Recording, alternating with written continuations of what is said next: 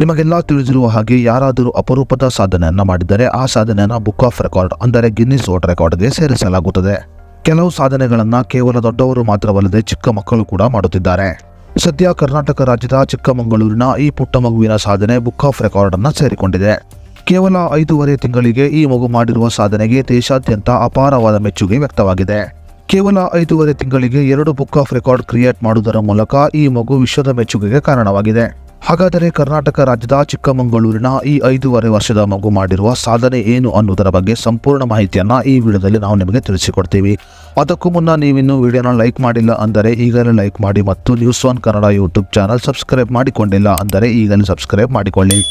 ಹೌದು, ಚಿಕ್ಕಮಗಳೂರಿನ ಮೂಡಿಗೆರೆ ತಾಲೂಕಿನ ಬೈದುವಳ್ಳಿ ಗ್ರಾಮದ ಜಿಕೆ ಭರತ್ ಮತ್ತು ರಂಜಿತಾ ದಂಪತಿಯ ಪುತ್ರಿಯಾದ ಆರ್ವಿ ವಿಶೇಷವಾದ ಸಾಧನೆಯನ್ನ ಮಾಡಿದ್ದಾಳೆ.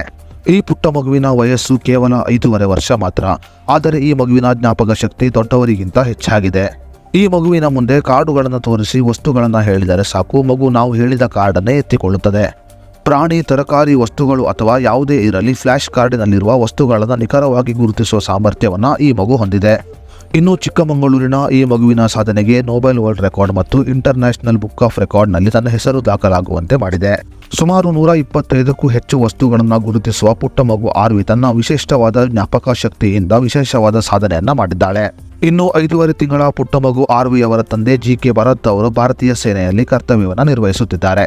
ಇನ್ನು ಮಗುವಿನ ಸಾಧನೆ ಮನೆ ಮಂದಿಗೆಲ್ಲ ಹೆಮ್ಮೆ ಪಡುವಂತೆ ಮಾಡಿದೆ.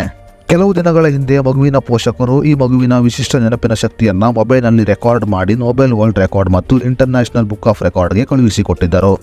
ಒಟ್ಟಿನಲ್ಲಿ ಈ ಡಿಜಿಟಲ್ ಯುಗದಲ್ಲಿ ಹುಟ್ಟುವ ಮಗುವಿಗೆ ಮೊಬೈಲ್ ತೋರಿಸಿ ಸಮಾಧಾನ ಮಾಡುವ ಪೋಷಕರ ನಡುವೆ ಆರ್ವಿಯ ಪೋಷಕರು ನಡೆಸಿದ ಈ ಪ್ರಯತ್ನ ನಿಜಕ್ಕೂ ಮಾದರಿಯಾಗಿದೆ. 5.5 ತಿಂಗಳ ಈ ಪುಟ್ಟ ಮಗುವಿನ ಈ ಜ್ಞಾಪಕ ಶಕ್ತಿಯ ಬಗ್ಗೆ ನಿಮ್ಮ ಅನಿಸಿಕೆ ಮತ್ತು ಅಭಿಪ್ರಾಯವನ್ನು ನಮಗೆ ಕಮೆಂಟ್ ಬಾಕ್ಸ್ನಲ್ಲಿ ತಿಳಿಸಿ.